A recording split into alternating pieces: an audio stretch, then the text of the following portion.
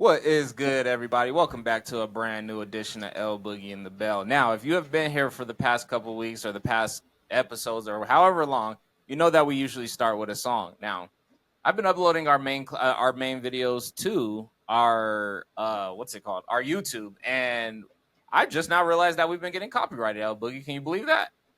Mm. Yeah, so usually you get blocked from like some countries and everything like that, but I realized that we're getting blocked in 54% of America because of some of the music that I choose to play. So instead of just completely losing the aspect of us having music, I decided to take it upon myself and look for a El.Boogie and the Bell theme song, something we could vibe out to and grow to.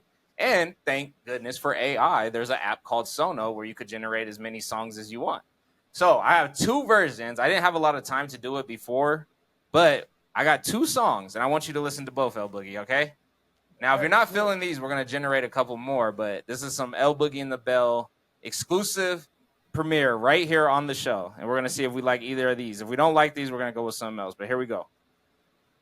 El.Boogie and the Bell. El.Boogie and the Bell. El.Boogie and the Bell. Boogie, boogie, boogie and the Bell. Boogie and the Bell. El.Boogie and the Bell. It's vibey. Boogie and the Bell. Boogie, boogie, boogie and the Bell.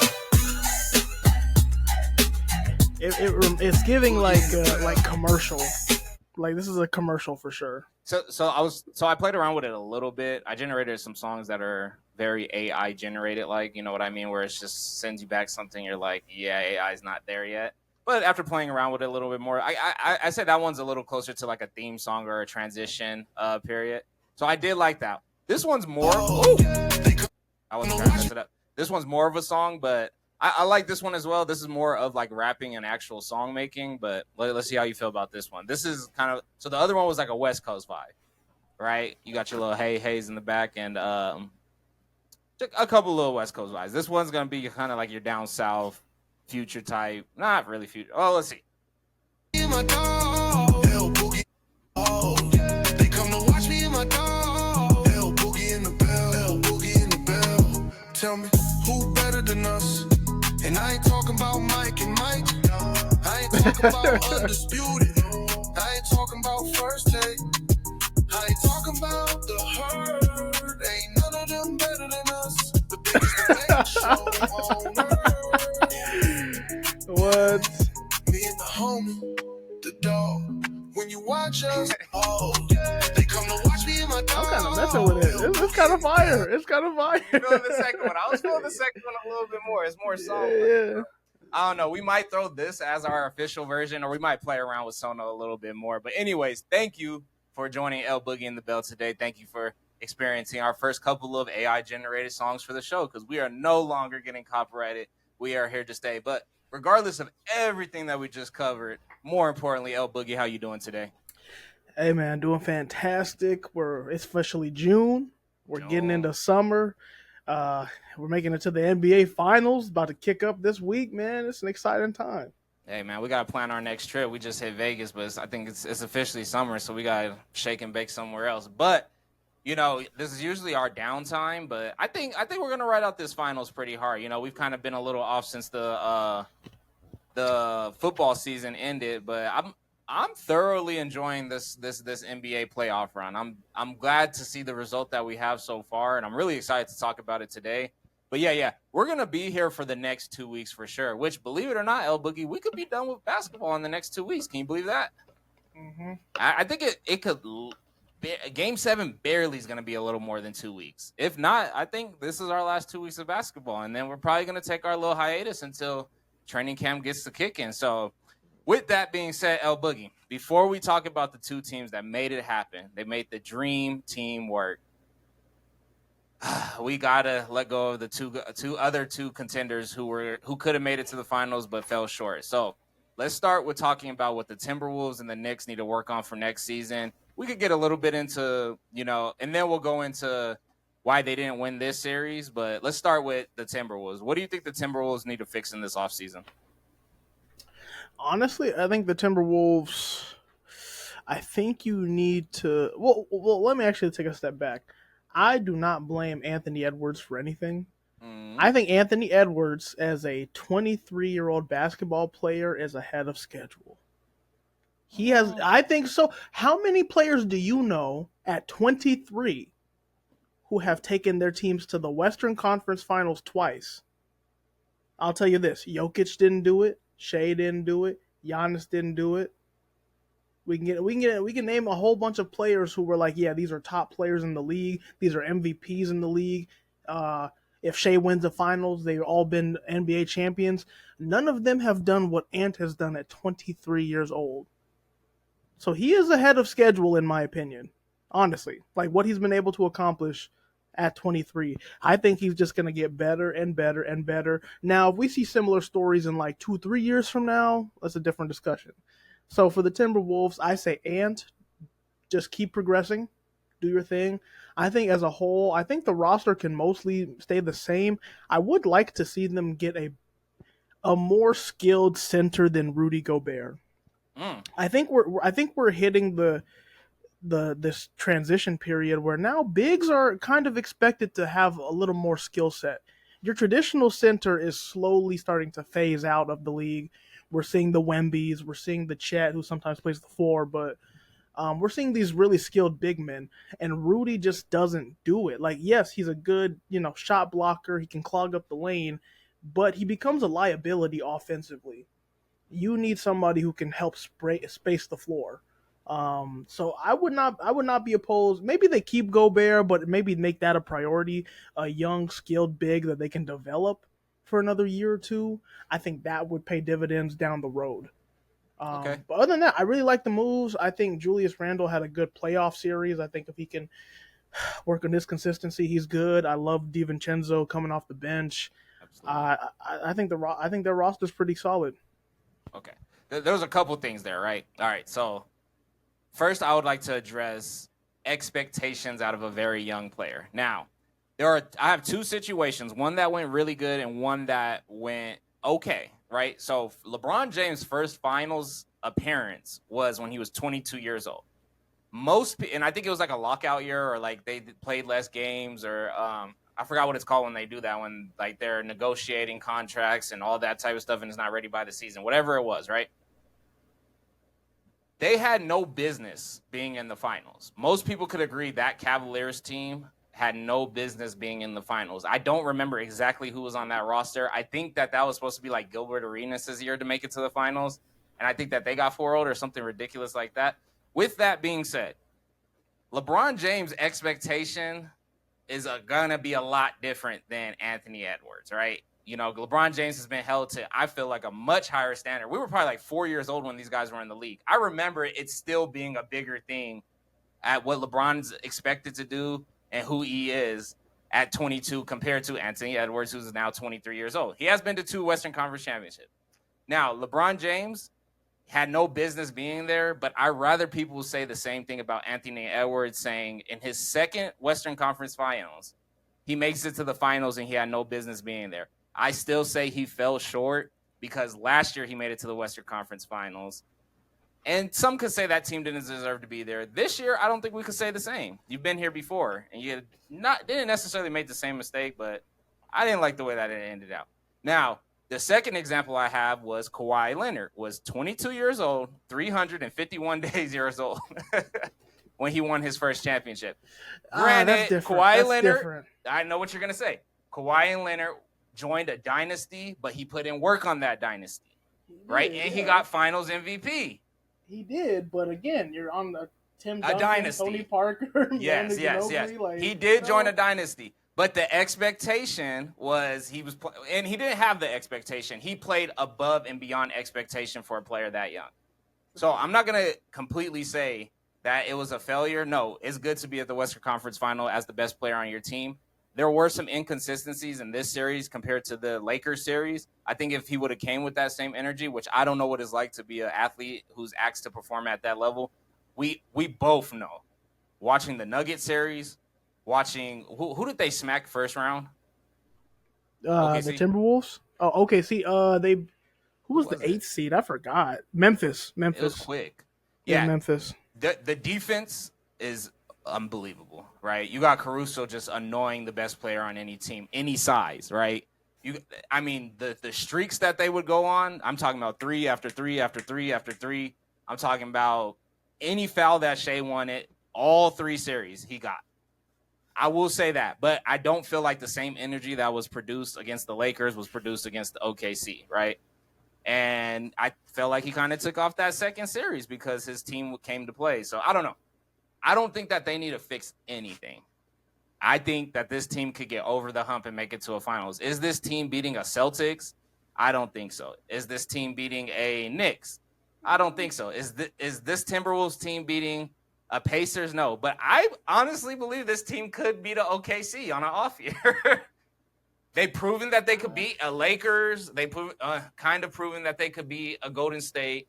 They've proven that they could beat a Nuggets. They've proven they could beat the West, right?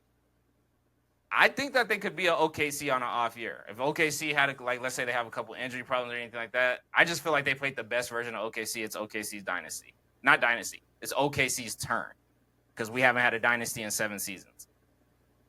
Now, with all of that being said, El.boogie, the only thing that they need to work on roster-wise is nothing. Don't change a thing. Well, Come more prepared next year. After next year, then we could say stuff like, well, we need a different mix. Because remember, they made a good mix this year. yeah. Well, keep in mind too, they have some big free agents this season. Actually, Nickeil Alexander-Walker, who comes off the bench and is very productive for them on the bench. He's a Julius free agent. Randle has a player option. Player option for Julius Randle and player option for Naz Reid. Ooh. Now, I think Julius Randle stays. Naz Reid might go get paid somebody. He may go get paid somewhere else. He needs to come to Nuggets. That would be fire. I'd like be cool with Nas Reid that. on the Nuggets. Okay. I like that, but yeah, I think they may lose Naz Reid, which further emphasizes why you need to go get a skilled big. And there's a lot of teams looking for a skilled big. Oh, for sure. It's gonna be hard to find one in free agency, and the How draft. long are they locked in with Gobert? Well, now I feel like you should shop him. They gave him that stupid contract, man. Because if you shop him, you could give money to Naz Reid, but I don't think nobody's picking up Gobert. The thing is, I don't even know if they can offer Naz Reid. I think they're limited by what they can offer him. Wow. Let's see, locking him in with the team through. So Rudy Gobert has 2 more seasons on his 25, 26, 26. He has 3 more years on his contract. Who's starting right now? I don't remember. Gobert barely played, if I remember correctly. Yeah, he's such a liability. I don't know why they signed him to this extension. His original contract was going to have him have a player option for next season. So similar situation to Naz Reid. Gobert wasn't a defensive player of the year, I think twice. But no, they signed him to an extension last offseason. He's a good player. We can't say that Gobert's not a good player. He's not a bad player, but he's so limited. Yeah. He's so limited offensively. He's ready to scrap. All right, man. Oh, okay. Some slight work. They could use some slight work, and it looks like they don't have a choice but to have some slight work happen as far as the roster's constructed right now. But other than that, yes, he's young. Yes, he's lived to his expectation, which is making it to the Western Conference finals twice, 2 years in a row at such a young age. 24, 25, 26. I say he should be looking at where Shea's at. He should be looking at where Jokic is at. He should be looking at where, hey, let's say it. I guess Halliburton. That's the boy. Yeah, that's the boy. Like, he should be looking at where those guys are at and saying, okay, it's time to get over the hump. Which Shea really has been through it. I really think that Shea had to get over the hump. And I really, really want them to, and I know we're talking about what they need to do in the offseason. The number one thing that can make the Timberwolves fall off, El.boogie, hear me out. OKC waited. The Nuggets waited, right? Do not let the Houston Rockets pass you. I say the Houston Rockets have 2 more seasons of being that team who's just young. They don't have enough experience. For all we know, Draymond, LeBron, that whole class, they could be retired in 2 years and 3 years from now, right? 3 seasons, we might be seeing guys like Clay. All those guys might be gone. You know what I'm saying?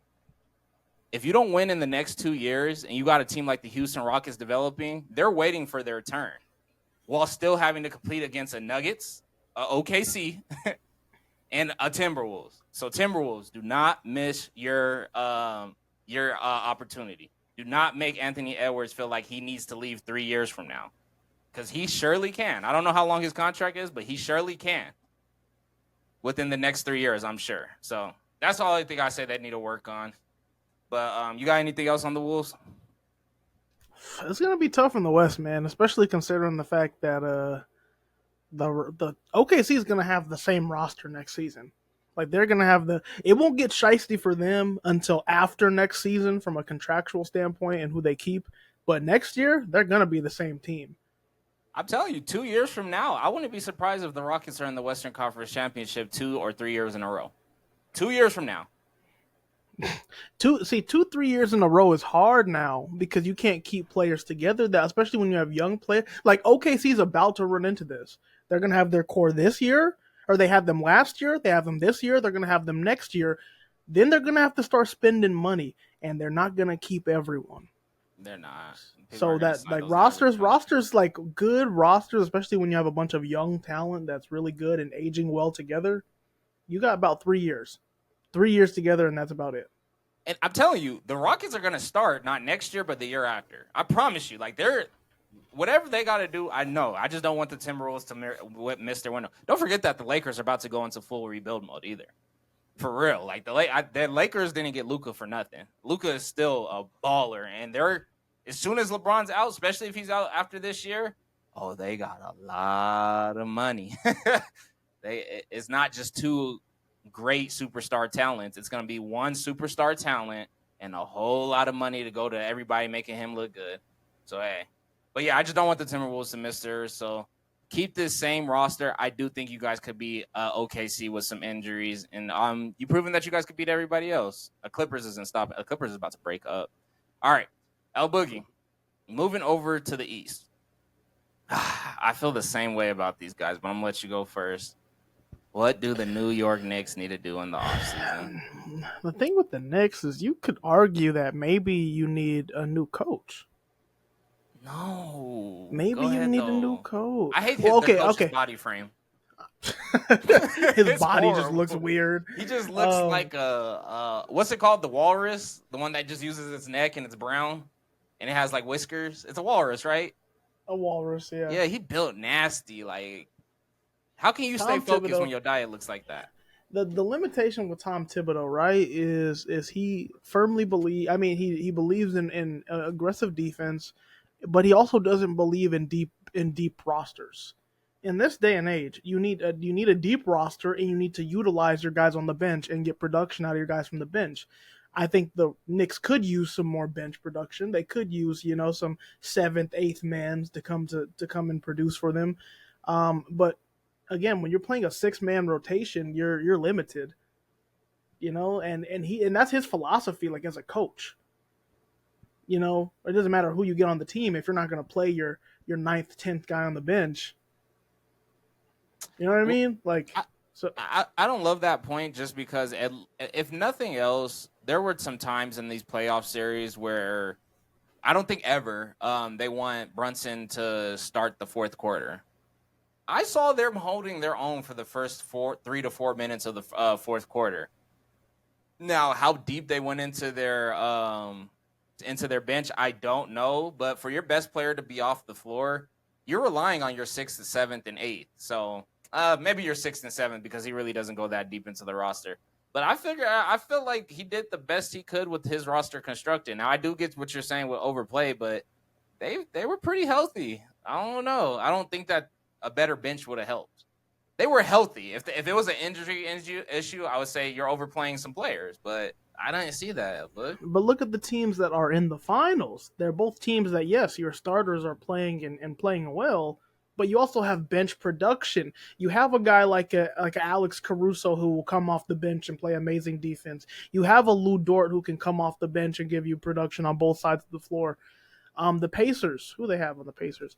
They have oh my goodness, what's his name? No, I can't remember. The Pacers. They have Benedict Mathurin, TJ McConnell, Obi Toppin. Like those guys come off the bench and produce for the Pacers. Who for the Knicks can you say comes off the bench and produces? Richardson. And I Okay. know what you're thinking. He doesn't produce a crazy amount of points. And I I mean, know defensively, he's good. He's good defensively. defensively he's good. He does make 1 out of 2 free throws, and he will jam it when he's open, and he will get that offensive board. So I like this roster, man. I like this roster. I think they just got beat by a team that has more consistency, which is funny because the Indiana Pacers have like this awkward inconsistency thing. But when they're on, and they will beat your ass at home. Like they will beat you down in front of your fans, and they'll kind of take games off at theirs. And I think this is the second season in a row where we've seen it. And I just know that they were a better team. On paper, they weren't. You take the Pacers rosters over the Knicks rosters?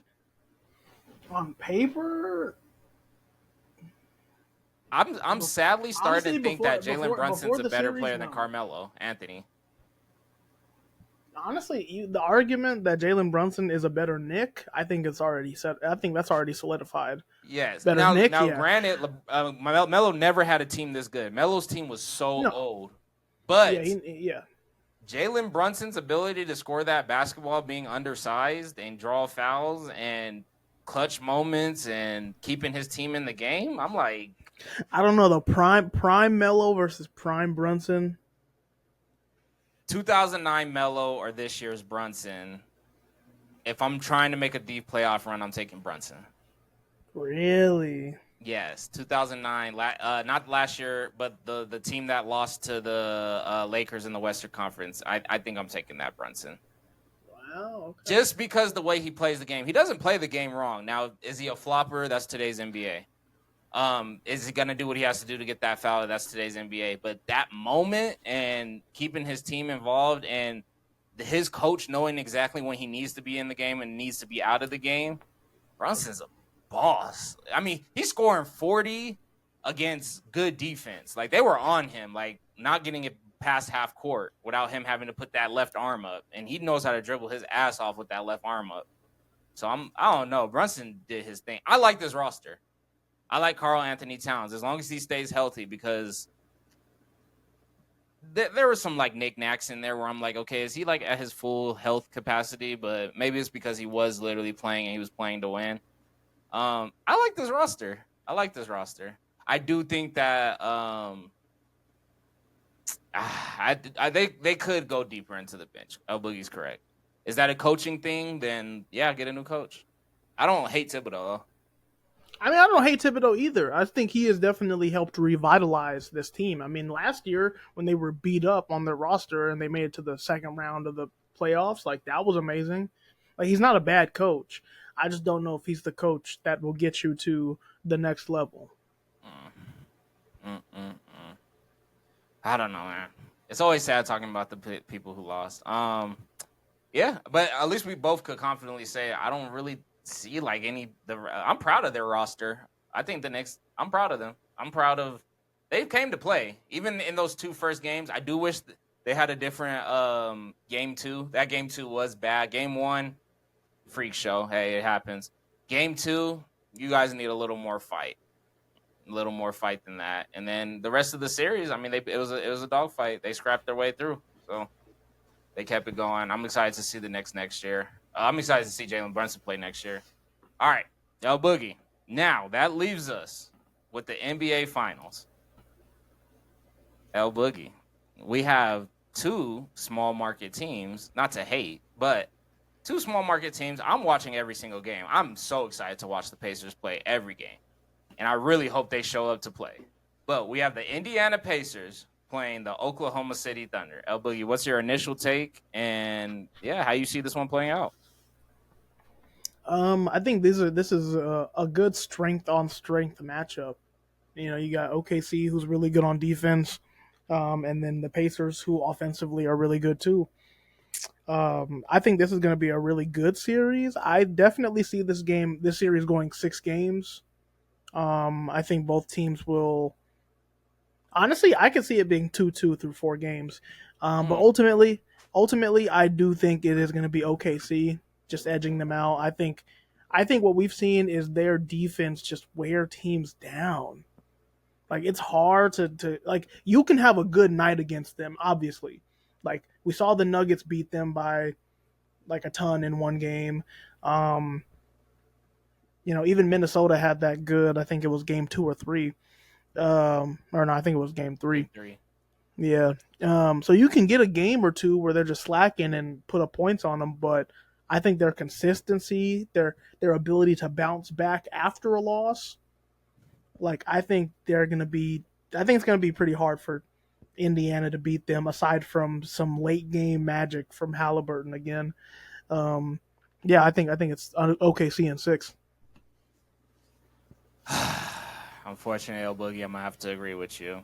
The only thing that I believe will make this the most interesting, fun finals is that I know this. The Pacers are going to steal one of the first 2 games. And that's going to bring the conversation of, like, are the Indiana Pacers going to win it all? I don't know how they're going to do it. I know it's going to be like another freak show situation. I know they could be down by 20, and then a whole bunch of stuff's going to happen, right? I don't know if it's going to be 5 threes in a row. I don't know if it's going to be Halliburton becoming Curry out of nowhere. I don't know if it's going to be that floater. He's going to get 6 floaters in the what's it called, in the fourth quarter. They're going to steal one of those first 2 games, right? I think the Thunder are going to lay it on them on the first game. I think the Thunder are going to let them know this defense is relentless. I think they actually will take a step back game 2. And unfortunately, I think that they're going to carry that defense. They're going to carry that pressure.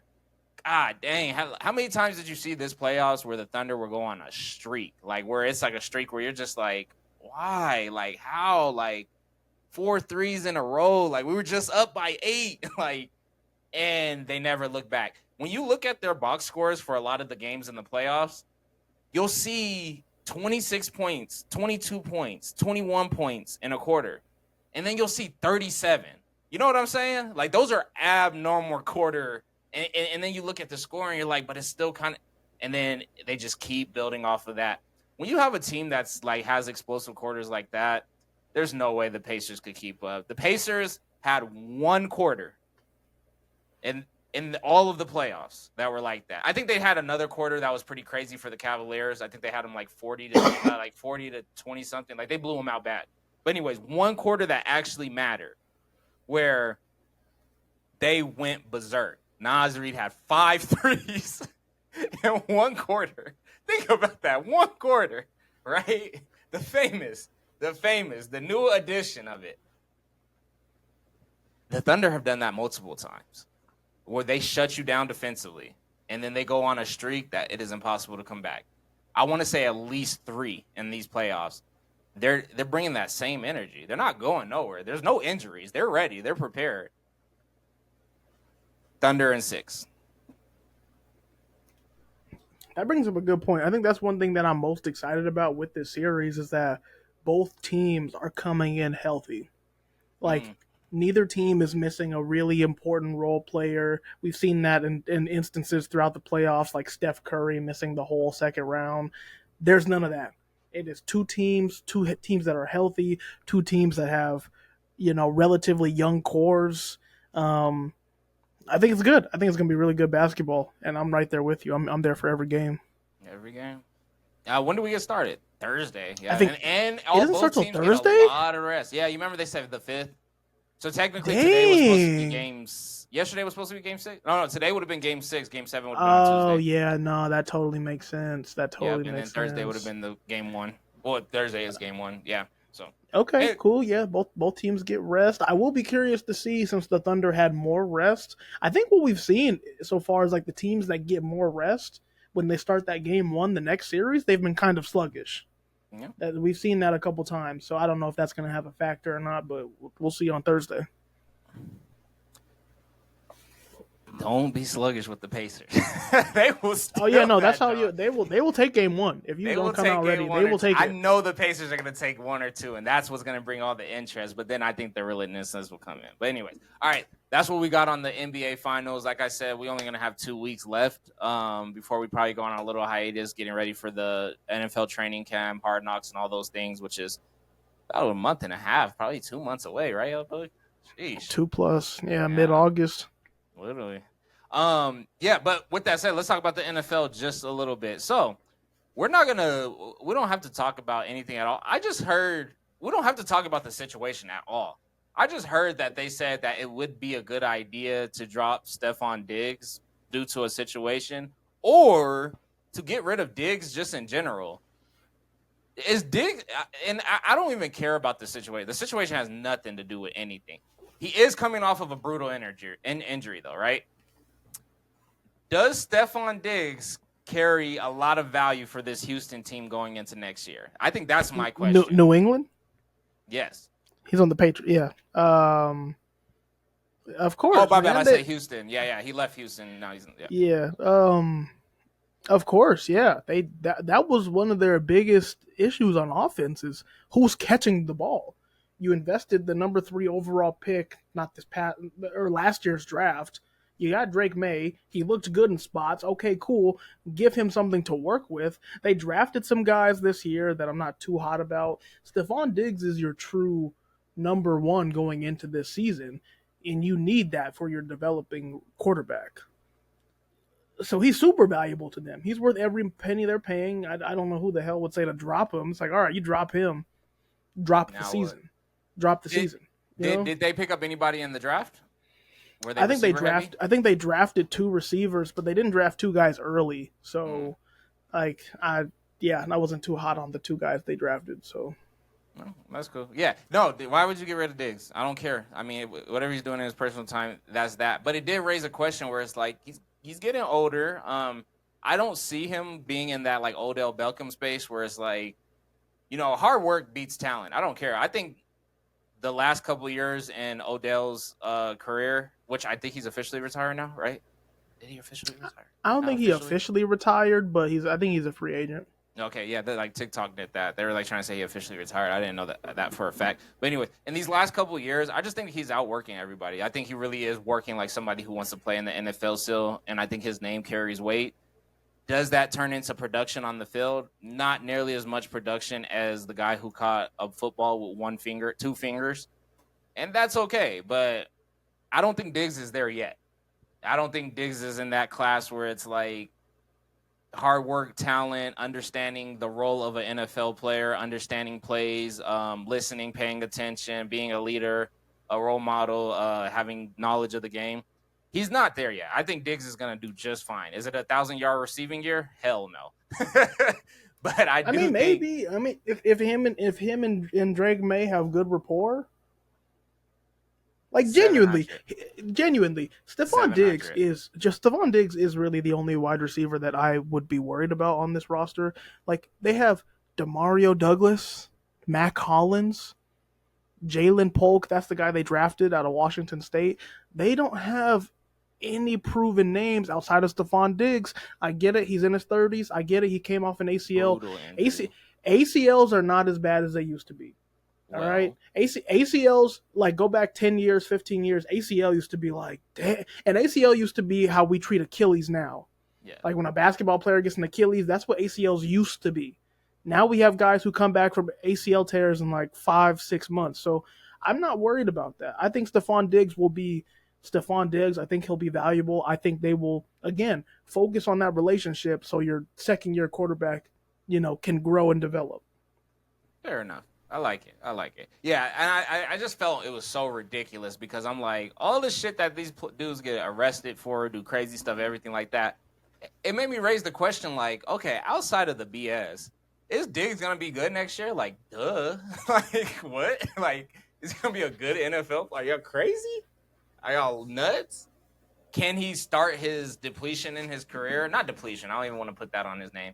But can it be like that thing that happens once you're past your prime? It could be. And, I mean, after that injury, who can you blame? All right, and then one more thing I think we got, El.boogie. You noticed that Mr. Aaron Rodgers is not doing any of this preseason training on no team in the National Football League. El.boogie, what are you thinking?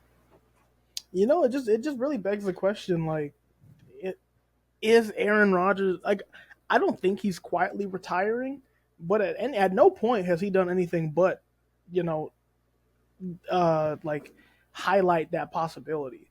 Like I get it. He's came in interviews and said he's had personal things in his life, and that's why he's not focused on signing with the team or anything. But it's like I completely understand that. And if you need to focus on your personal life, cool. But if you're gonna do football in the NFL, you know how valuable these preseason meetings are, especially when you're going to a new team. He's not going back to the New York Jets. We think he would go to Pittsburgh, if anything. Okay, cool. You need time in this new building, this new environment, new teammates. You need to build rapport, build connection to get ready for the season, or else you're gonna have a very similar season to last year where you have moments where you still look good, but it just doesn't come together consistently. So I don't know. I just think he just doesn't care about football anymore, which is fine. That's totally okay.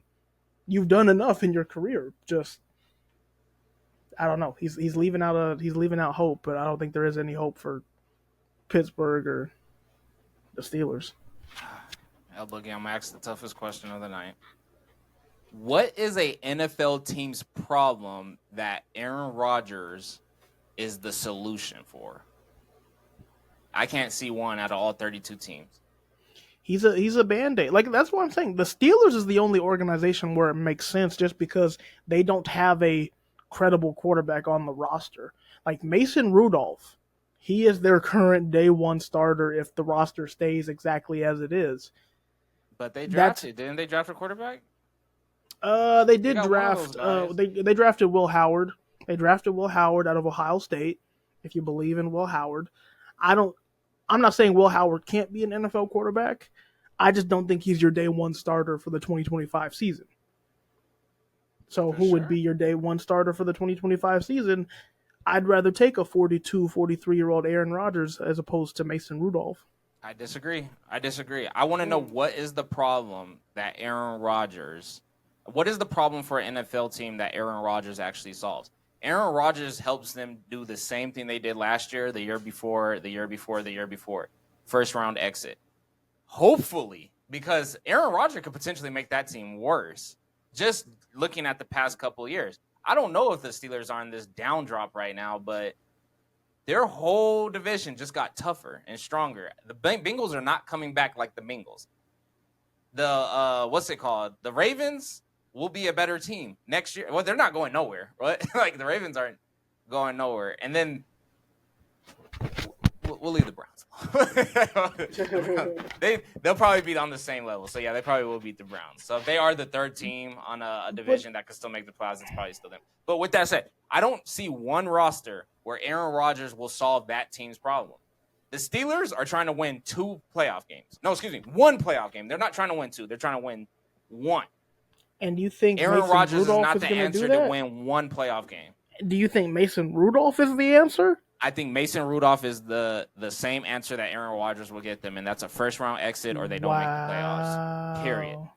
What is an NFL team's problem where Aaron Rodgers is the solution? You're saying Aaron Rodgers takes the Steelers to round 2? Do you want me to talk about some of these AFC teams? They're most likely going to play a Ravens. I'm not saying that. Bills, I'm saying KC, like they don't want smoke with them. I think your statement is crazy that the result is going to end up being the exact same with Mason Rudolph or Aaron Rodgers. I 110%. I think that's the crazy part. I'm not saying Aaron Rodgers. I'm not going to say Aaron Rodgers isn't going to take them to the Super Bowl. No, but he's going to give them a better result, even if that better result is a 5-12 season versus a 3-14 season. Even if that's it, I think your result is still going to be better with an Aaron Rodgers. I'm gonna ask the good people of the world, what is an NFL team's problem to where Aaron Rodgers is the solution? Specifically for the Pittsburgh Steelers, he does not help them win the first round playoff game. Does he help them over Mason Rudolph make the playoffs? Possibly. We have to let Mason Rudolph have another average ass season. And somehow, some way, a 9-8 or a 10-7 Steeler teams makes the playoffs, right? Aaron Rodgers helps them do the same thing, and he might make for a better playoff game. He does not solve their problem, and that's making it to the second round of the playoffs. Atlanta Falcons, New Orleans Saints. They're not gonna get rid of Trevor Lawrence. There's not one. Oh, I do kind of like him on the Colts. That would be kind of fire. No, the Colts have too much going on. That would be kind of fire. Give Anthony Richardson another year to develop. He might be able to solve their problems. Well, I think he wins more games than Anthony Richardson this year. I mean, they did bring in Daniel Jones. Again, not saying Daniel Jones is good, but they've addressed. I don't even know why you said that. Like what? I'm What is just the saying problem that Daniel Jones? I'm just saying they brought in Daniel Jones to give Anthony Richardson some competition. One of those two guys is going to be their starter. I don't think they're bringing in Aaron Rodgers. And if Aaron Rodgers joined that team, he would just take over. Period. Like it'd just be like he would solve their problem. Las Vegas, that word I wouldn't even dare. And last time I'll say it, and then we'll get up out of here. I don't think that Aaron Rodgers solves any NFL team's quarterback issue. I just don't. Like when I look at their rosters, when I look at where they're going, what the expectations are for next year. If you don't solve a problem, it's like, yes, we missed out on a potentially great quarterback or once great quarterback. But if it's not solving your problems, then it's like, that's not how businesses are ran. Businesses are ran to solve problems, right? It's bad business if you're just acquiring something that's not going to solve a problem. I really do believe that the New York Giants will win more football games next year because of Russell Wilson. And I do think their back office made that decision based off of that merit. I don't think that they would have picked up an Aaron Rodgers with that same feeling and intent. You are a really big Russell Wilson believer. You are really confident in Russell. It's proof in the pudding. Russell Wilson's had one bad season in the past 5 years. One. That last year in Seattle?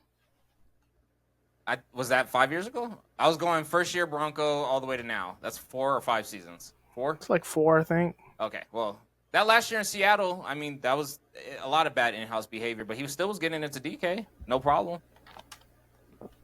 Yeah, I guess. Just a depleting quarterback with a depleting relationship with his head coach after a strong Super Bowl 10-year run, right? Playoffs, deep playoffs. Beat Kansas City type playoff runs. Well, I mean, when Russell beat, what's it called? I forgot who they beat last. But yeah.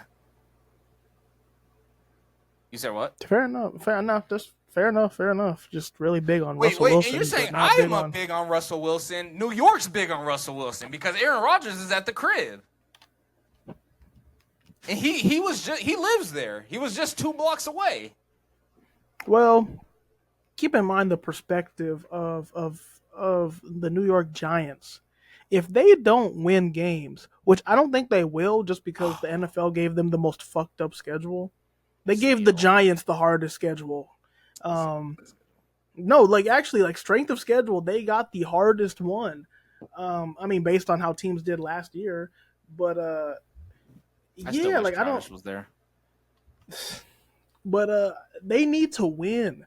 They need to win now, or else coach is gone, or else GM is gone. Things have become so laughable for the New York Giants. That's why they didn't take a risk on Aaron Rodgers, the turbulent Aaron Rodgers, who's already kind of flamed out of New York City. And Russell Wilson's better to pick up. He's a safer guy. I mean, honestly, even personality-wise, Russell Wilson's a safer guy. Like, you're not getting any BS, any nonsense. You might get a little BS and nonsense on the field, but at least off the field, you know Russell's going to be fine. So I like the back end of their season. That's one thing I will say. I do feel bad that this man has to play the Commanders twice and the Minnesota Vikings twice. They shouldn't have to play the Vikings twice. Not Minnesota. Who did I just see? The Eagles twice is what I meant to say. Oh, that's playing the division, Eagles twice and the Commanders twice is hell. I mean, that's the division. There's nothing new there. But even they have to play everybody. They have to play so many playoff teams from last year. Check me out. Let's say Kansas City drops down.